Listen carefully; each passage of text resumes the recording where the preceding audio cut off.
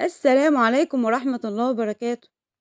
اللهم صل وسلم وبارك على سيدنا محمد وعلى آله وأصحابه أجمعين. ازيكم يا حبايبي عاملين ايه؟ يا رب تكونوا في أحسن حال. النهاردة مع بعض هنعمل أسهل تورتاية بمقادير سهلة وبسيطة. هنعمل بقى حاجة حلوة لولادنا، تنفع بقى لو عندك عيد ميلاد أو لو حابة تعملي حاجة حلوة لولادك. هنزوقها مع بعض بأسهل الطرق. هنعمل بقى كيكة اسفنجية وإن شاء الله هتنجح معاكي حتى لو بتعمليها لأول مرة. يلا بينا بقى نشوف الكيكة بتاعتنا هشة ازاي.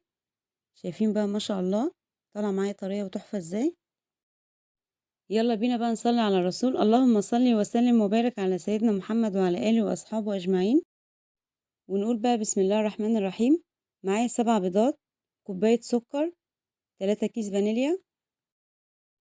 وطبعا من نجاح الكيكة معانا إن المقادير بتاعتنا بتبقى بدرجة حرارة الغرفة. هضيف بقى رشة ملح، ضربت البيض كده مع رشة الملح. معايا بقى كوباية السكر، بضيف بقى معلقتين كده بمعلقتين. وطبعا بقى الخطوة دي مهمة ان احنا نضرب في البيض كويس لحد ما يتقل معانا عشان تطلع معاكي الكيكة هشة. بعد بقى ما خلصت كوباية السكر هضيف ربع كوباية مية وهضربها كده مع البيض. معانا بقى المقادير الجافة. معايا كوباية ونص من الدقيق ونص كوباية من الكاكاو عشان الكيكة بتاعتنا تبقى بالشوكولاتة. معايا بقى المج العادي اللي هو 200 ملي. ضفت بقى معلقتين كبار من النشا. طبعا بننخل الكلام الجميل ده عشان يدخله هوا عشان الكيكة بتاعتنا تبقى هشة ومرتفعة. ولو تقدري تنخليه كذا مرة طبعا يبقى احسن. هتجيب بقى كيس من البيكنج باودر، وهنجيب بقى رشة الملح، ونقلب بقى المواد الجافة دي مع بعض. وطبعا دلوقتي مشغلين الفرن على درجة حرارة 180. هنقلب بقى الدقيق مع البيض اللي احنا ضربناه مع كوباية السكر. طبعا بضيف الدقيق بقى معلقة معلقة، وبقلب طبعا الدقيق في اتجاه واحد. نزلت بقى الكيكة بتاعتنا في الصينية المدهونة بمعلقة من السمنة.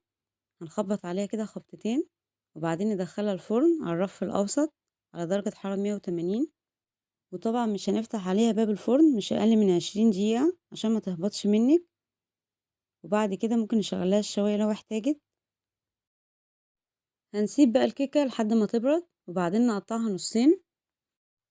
معايا بقى كوباية من كريم الجانتيه، ضربت معاها كوباية من المية الساقعة. هنبدأ بقى نزوق الكيك مع بعض. بعد ما قطعناها نصين ضفت كده طبقة من الكريمة، وبعدين ضفت الطبقة التانية من الكيك وغطيناها كده بالكريمة. معايا بقى صوص الشوكولاتة، طبعا احنا عملناه مع بعض قبل كده، هسيب لكم الرابط في صندوق الوصف. وطبعا صوص الشوكولاتة معانا بارد مش سخن عشان ما يسيحش معانا الكريمة. هنعمل بقى وردات على وش الكيكة بتاعتنا بالقمع كده، وطبعا مفيش اسهل من كده. وطبعا التزيين ده اختياري، لو عندك بقى فروميسيل او شوكولاتة مبشورة. نزين بقى الوردات اللي احنا عملناها مع بعض، نحط عليها كده شوكولاتة. وبعد ما زينا الكيكة مع بعض هندخلها التلاجة مش أقل من ساعتين عشان لما نيجي نقطعها تتقطع معاكي بكل سهولة وتبقى متماسكة.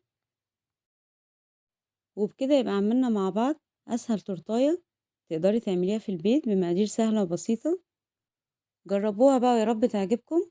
ولو أول مرة بتشوفيني ما تنسيش تشتركي في القناة وتعملي لايك وسبسكرايب وتفعلي زر الجرس عشان يوصلك كل جديد. واستنوني مع وصفات أحلى مع أم جنات. والسلام عليكم ورحمة الله وبركاته.